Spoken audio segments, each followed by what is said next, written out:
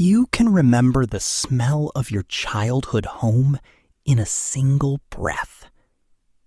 You can remember words someone said to you 10 years ago that still hurt. But you can't remember what you ate last Tuesday. Why? That gap feels like a flaw, like your memory is failing you. But what if the opposite is true? What if forgetting isn't a bug, but the entire system working perfectly? For a long time, humans believed memory worked like a recording. Press play, the past appears. Perfect, untouched, permanent. But that's not how your brain works. Not even close. In the 1880s, a psychologist named Hermann Ebbinghaus tried something strange. He tested his own memory using meaningless syllables again and again over days. What he discovered is now called the forgetting curve. And it's brutal. Within an hour, more than half is gone. Within days, most of it disappears. Unless your brain decides it matters enough to keep it. But here's the real question. Who decides what matters? The answer is unsettling.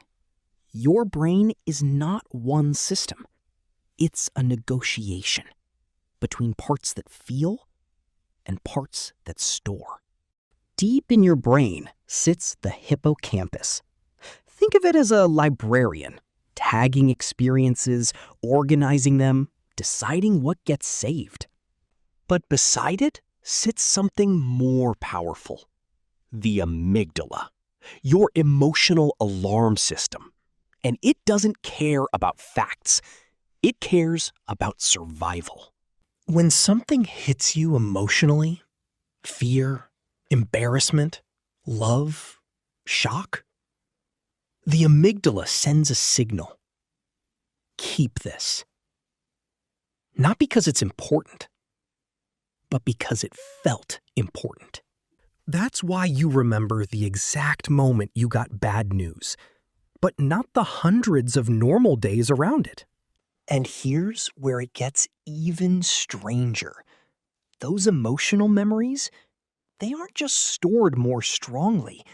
They're chemically reinforced while they happen. Stress hormones like adrenaline literally strengthen the memory as it forms. It's not storytelling. It's biology. But there's a twist. Even your strongest memories are not stable. They're not files. They're reconstructions. Every time you remember something, you rebuild it.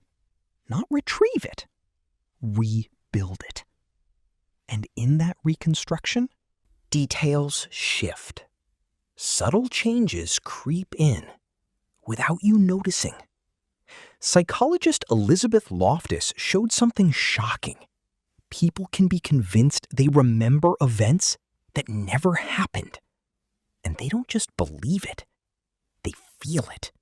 So what you call your past isn't fixed. It's edited. Every time you open it. That should feel disturbing. But it's also necessary. Because imagine the opposite. Imagine remembering everything. Every face, every sound, every second. No filter, no deletion. Just endless noise. You wouldn't have a memory. You would have overload. So your brain does something ruthless. It deletes. It edits. It protects. There are even systems built only for that. Neuroscientists call it active forgetting. Your brain doesn't just let memories fade. It removes them on purpose.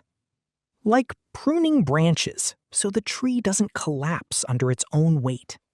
And while you sleep, it does it again. Replaying the day. Strengthening some connections, erasing others. Not randomly, but selectively. Emotion strengthens memory. Repetition strengthens memory. Novelty locks memory in place. But boredom erases you. Which leads to something uncomfortable. Most of your days are never stored. They pass through you and disappear. Your brain doesn't record your life. It curates it. And the version of your life you'll remember in 10 years is not what actually happened. It's what survived the editing process. A story, not a recording. And right now, as you experience this moment, your brain is already deciding. Keep this or delete it.